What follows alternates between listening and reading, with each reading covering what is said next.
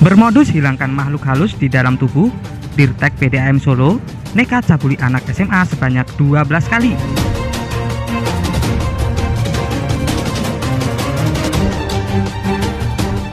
Direktur Teknik PDAM Kota Solo, Tri Atmojo Sukamulya, terjerat kasus pidana yang membuat dirinya harus meringkuk di balik jeruji besi.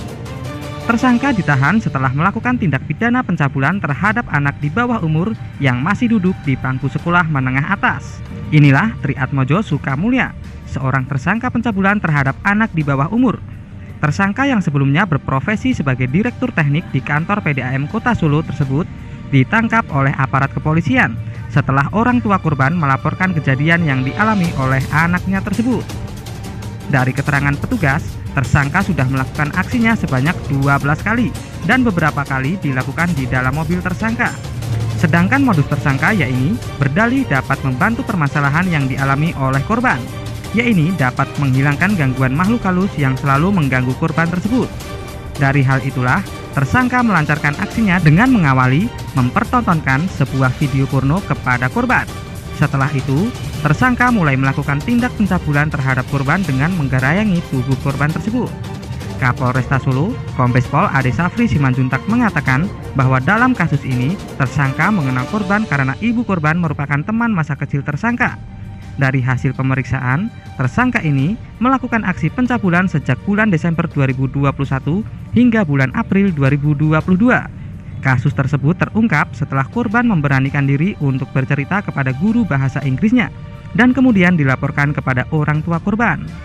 Dari hal itulah, ayah korban melapor ke pihak berwajib dan pada bulan Juli 2022 tersangka berhasil ditangkap lengkap dengan barang bukti diantaranya pakaian milik korban serta 2 tanaman jenis bidara yang digunakan tersangka sebagai dalih untuk menghilangkan roh halus agar tidak mengganggu korban.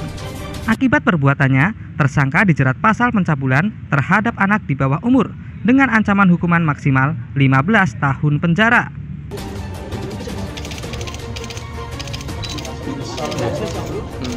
Bapak paranormal ya?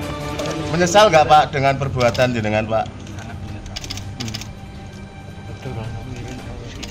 Kok bisa? Inisiatif itu gimana Pak? Karena tertarik atau bagaimana? Nafsu. Khilafah atau gimana Pak? Jarang dilayani istri Pak di rumah Pak?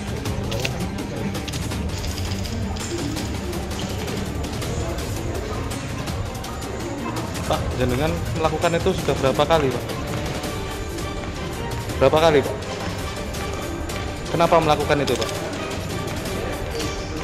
Alasannya apa Pak? Itu bisa menghilangkan roh halus, itu bener nggak? Gimana Pak?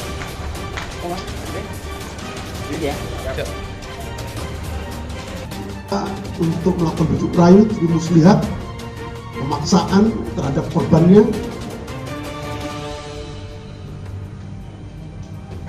di beberapa TKP di wilayah hukum Kota Surakarta, mulai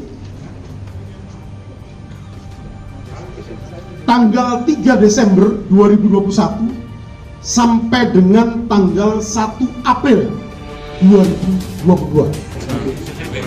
Kondisi psikis sendiri dan dari korban seperti apa? Kita juga melibatkan tim psikolog baik dari SDM Polresta Surakarta maupun dari tim PD TPA, terus mendampingi, melakukan konseling untuk pemulihan pasca trauma yang terjadi pada korbannya.